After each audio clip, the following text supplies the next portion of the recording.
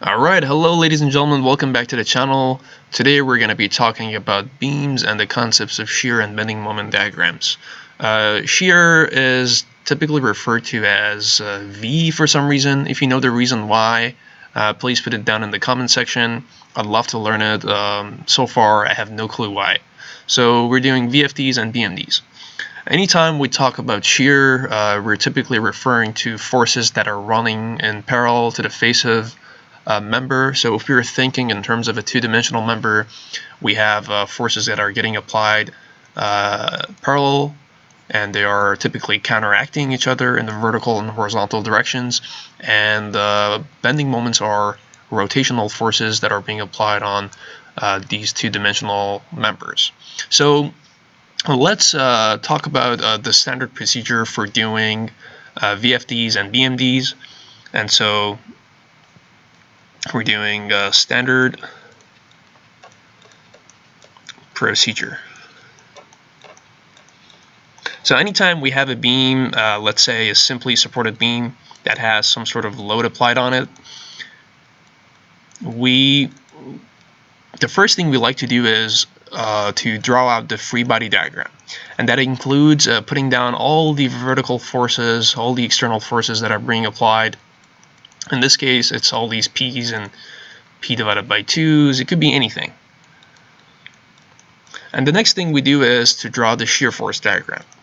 So here, if I'm looking from left to right, I'm gonna put down my external forces, put down my applied force, and then you can put these lines to indicate that you are in fact drawing shear forces. And the next thing that I like to do is to do the BMD, bending moment diagram. And as I'm doing that, I like to draw the deflection shape, or the deflected shape of the beam, and to really confirm that the bending moment or the bending shape of the beam is matching its bending moment. And so in a simply supported beam with a point load being applied, the bending moment will typically look like a triangle. Pretty straightforward, and I like to really check to see that the deflect shape is in fact matching, and I'm really here just using my intuition, and that's really what the deflected shape looks like. It's fairly intuitive. We can see that there are no changes in the signs of the BMD, so and we're not seeing any inflection points in the deflected shape of the beam, and so that sort of matches what we have. So let's do several examples. We're going to start off easy and then slowly pick up the difficulty as we move along. So we're doing examples.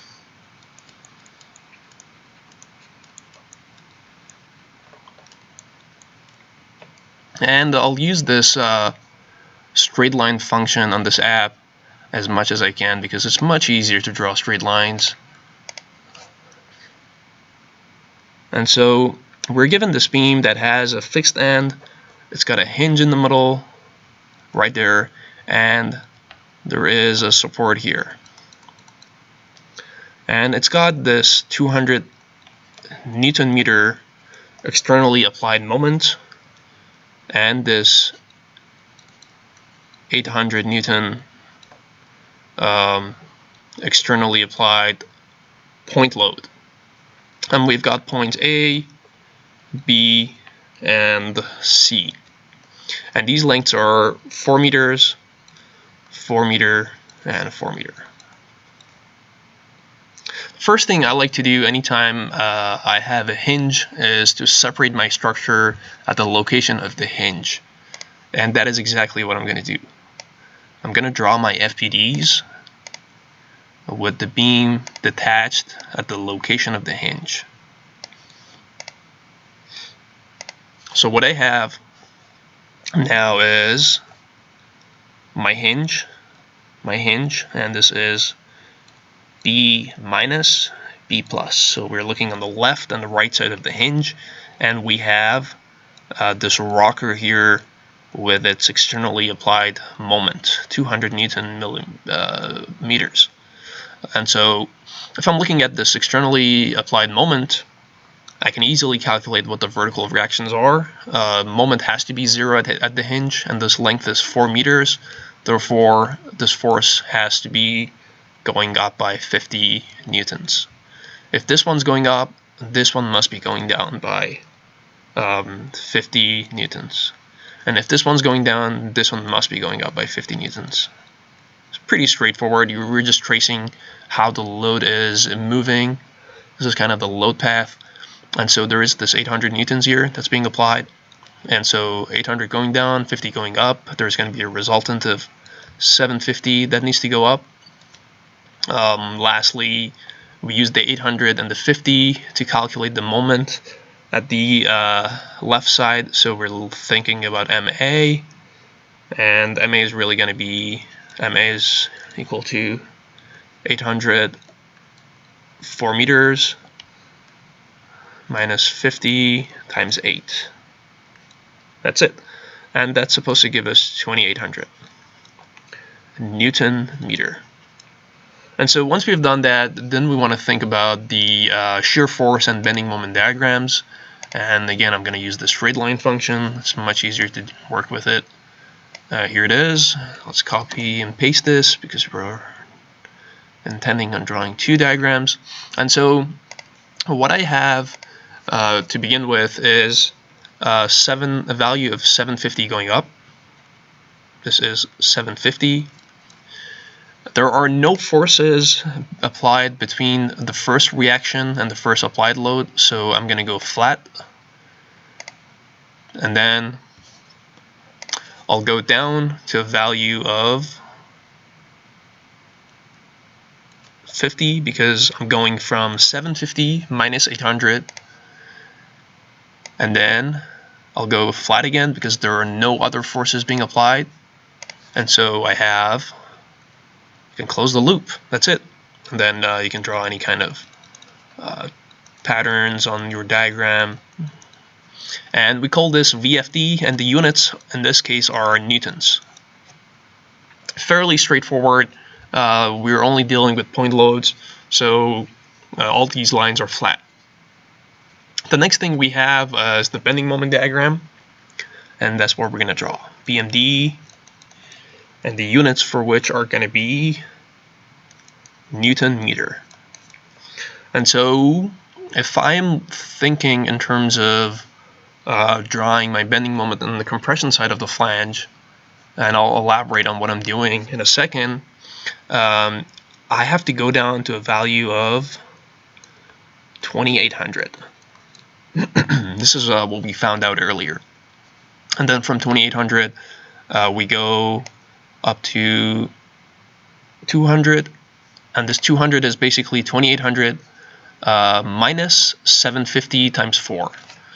This length here is 4 meters. So when we were calculating this area, this first rectangle, we have 2800 minus that area, that gives us 200. And from 200 we go to minus 200, which is our externally applied force. So that's what we have. There it is. We have wrapped up the bending moment diagram, and in a second we're going to draw a deflection diagram to make sure everything looks smooth. We've drawn things on the compression side. I'll explain why. If I'm thinking in terms of the deflected shape, I'll draw another straight line. What I have are this force being applied here and this moment being applied at this point. I've got a hinge somewhere around here. So if I'm starting off at the fixed end, I have a zero slope because fixed ends in general support both deflections and rotations. So I'm not moving, and I got a fixed flat slope. Then I intend on going down because I've got this force going down. So I go down, down, down, down, and then up. Then I'll have my hinge somewhere around here, and then I'll probably go back up and back to zero. And then if I'm looking at the compressions, you can see I have compression on the top side of the flange. I've got, or pardon me, I've got compression on the bottom, on the top, and on the bottom again. So we're always matching between our deflected shape and our bending moment diagrams. So you always want to take a look and confirm that there is a consistency between the two. And it doesn't really matter which side you've drawn your compression or which side you've drawn your bending moment diagram on. It doesn't matter if it's the compression side or the tension side. In the field of reinforced concrete as a material tends to be very vulnerable to tension, so people tend to draw the bending moment diagram on the tension side, and in steel they tend to do it on the compression side. It doesn't matter. Just be consistent whatever you do, and the rest will take care of itself. So let's do another example.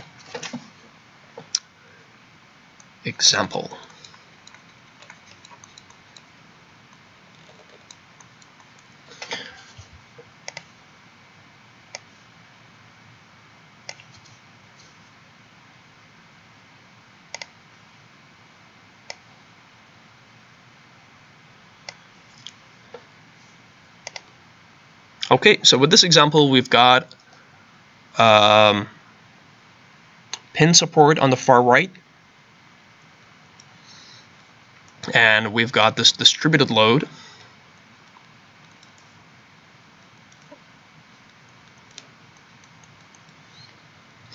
There is a rocker here.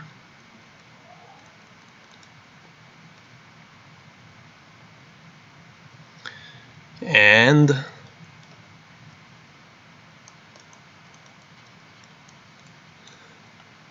point load there, and a point load here. And we're drawing down all these magnitudes. The lengths are 6 feet, 12 feet, and 2 feet.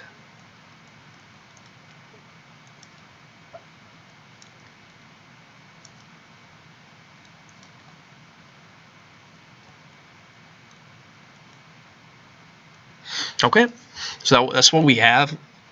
And the questions that we're getting asked are, first of all, find the shear value at all locations within the beam. So we want to find out our VFD, and next we want to find our BMD, all these bending moments throughout the diagram. The first thing, as we always do, is to find out what the free body diagram looks like.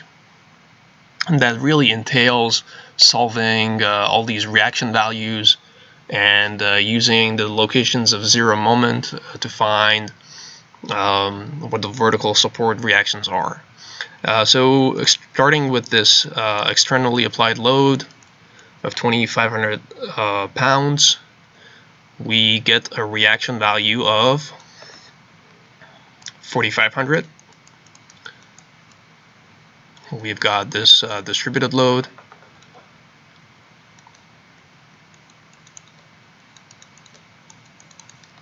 Value was 75. We've got this 3,000 pound point load. And lastly, we have a vertical support reaction of 1885.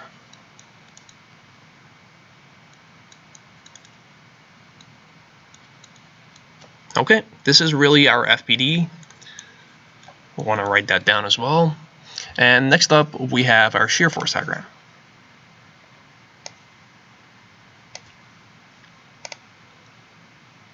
So with the shear force diagram, we're going down to a value of 2,500. So we're going down. We're always looking from left to right, so that's 2,500 down. There's nothing in between, so we're going flat. Then we've got this point load that takes us up. Oh, excuse me. Let's draw a straight line. I wish I could do better straight lines, but fortunately, given my skill set, that's all I can do. So going from 2,500 to 4,500, that gives us 14.3. And then we've got a uniform distributed load, so that gives us a slope when we do the VFD. So we're going down again.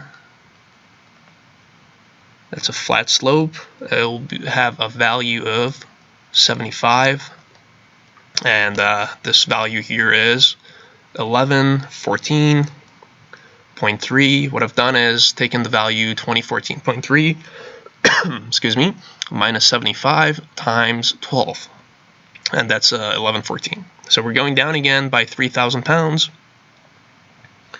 Down, down, down, down. And we go to a value of 1885.7, and no forces in between again, and so we're going to be flat. Here we are. That's really it.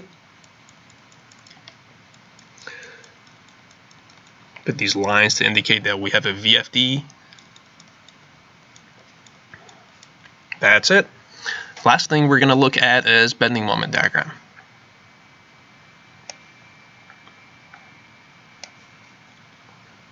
And so perhaps I should draw a second straight line to think about the deflected shape as we're doing the BMD. So if I'm thinking in terms of the deflected shape, I'm not going to have any vertical motions where my supports are. So no motion here.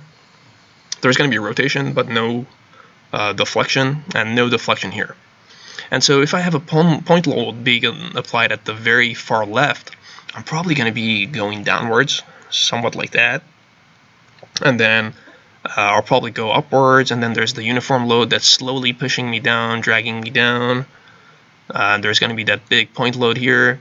And then I, of course, have to go back to my the location of my support. So let's draw this with a straight line, going up, going down, going back up.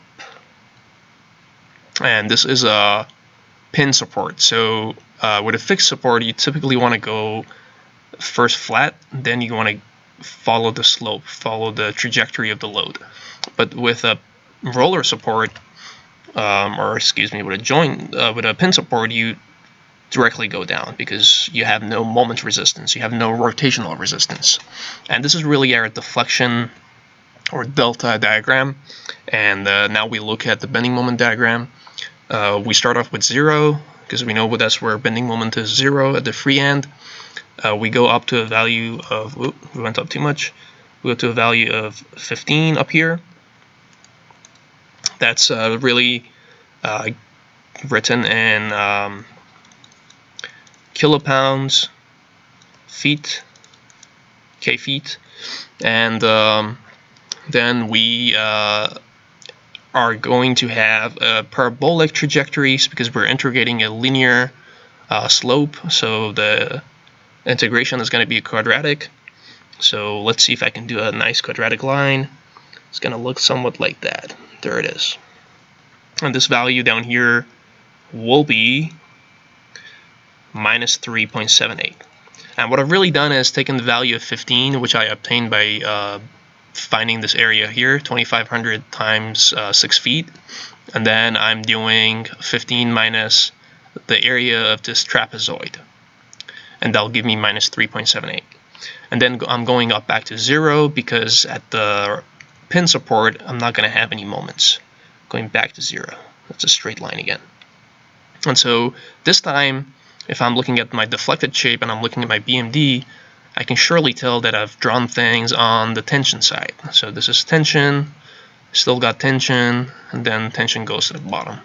So if I'm looking at my BMD, I've got tension and I've got tension. There it is. That's another example. So let's increase the difficulty one more step and look at some uniformly or some quadratically applied distributed load. I'm going to start off by looking at my beam. I've got a straightforward, simply supported beam that has this kind of configuration.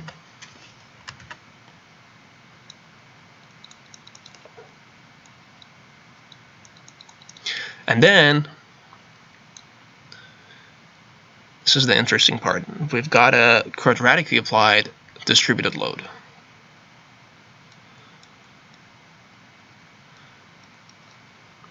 the load is being applied in the downwards direction. We always want to make sure of that. Sometimes the loads can be going up.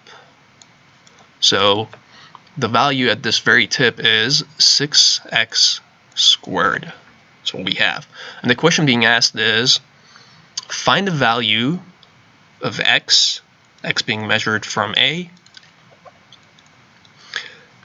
that results in, so find x at which Vx is equal to 0.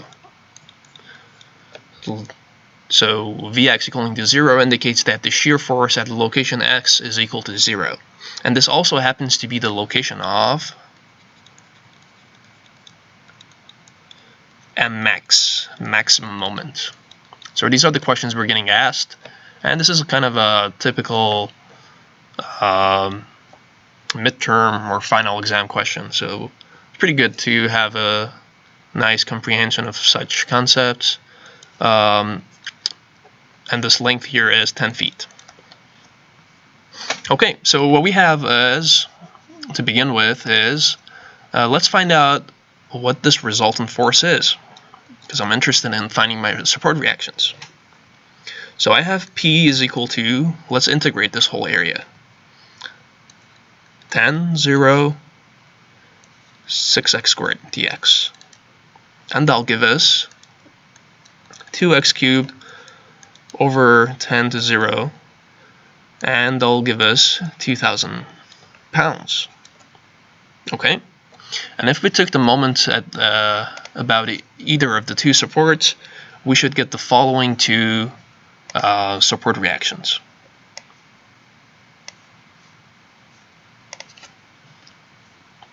So the first one is 500. The second one is 1500. And this resultant getting applied is 2000. Something neat about a parabola is that its centroid happens to be at 3/4 of the length of the beam. So that's what I use to calculate my moment arm. Next thing I have to do is draw my VFD, my shear force diagram.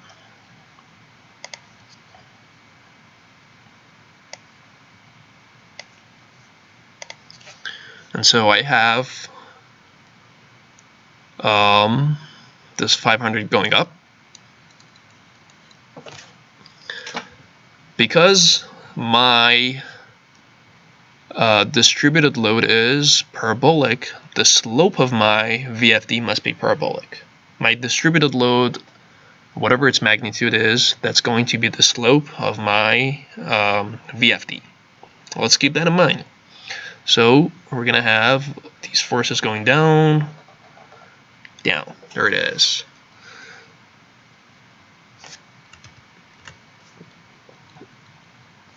Oops, I'm having difficulties drawing a straight line. Here we go. Alright, and we have 1500. VFD. The units are in pounds. And again, I like to put these vertical lines to show that, in fact, these forces are perpendicular to my member, and these are shear forces. So the question asked of us is, what is this location? And we're measuring from the left support. I'll call it Y, this variable, and that's what we're really interested in. And we mentioned that the slope is 6x squared. So the thing that we're going to look at is, on the left support I have 500 pounds going up, and I really have to calculate the forces that result in the total shear measured from the left equaling to 0. I have 500 minus 6x squared integrated over 0 to y. And that equals to 0. That's where we were interested in. So we have 500 minus 2y cubed is equal to 0. And y is going to give us 6.3 feet. Great. So now we know the location at which shear force is going to equal to 0. That also corresponds to the location of maximum moment, because shear is, or moment is pretty much the integral of shear, and shear is the derivative of moment. So that's going to be even simpler. I'm going to cut my beam at the location of y, so it's going to be my beam. God, I gotta always use these straight line features of this app because I have difficulties drawing straight lines. And so I have my support, I've got this distributed load, and this is the location of the cut. Because my support is going up by 500, this resultant of the distributed must be 500. And I'm interested in finding M. And this is A. And this is 6.3 feet, because I just found out. If I do sigma MA is going to equal 0, I can say 500, I'm looking at this this resultant force, I can say 500, 3/4 of 6.3, that's 6.3 feet, minus M is equal to 0. And as it turns out, M is equal to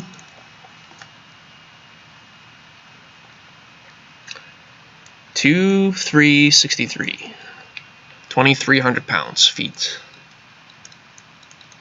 And this turns out to be M max. Okay, so the takeaway is to really follow this standard procedure. It's going to help you when you're thinking about the direction where you've drawn your bending moment, whether it's your compression flange or a tensile or a tension flange. That's going to be important, and that's going to help you succeed whenever you're designing. And it's also important to figure out the locations of a maximum and minimum moment. So these are really the takeaways from this lecture. I'll see you in the next lecture where we'll start talking about influence lines and moving loads. See you next time.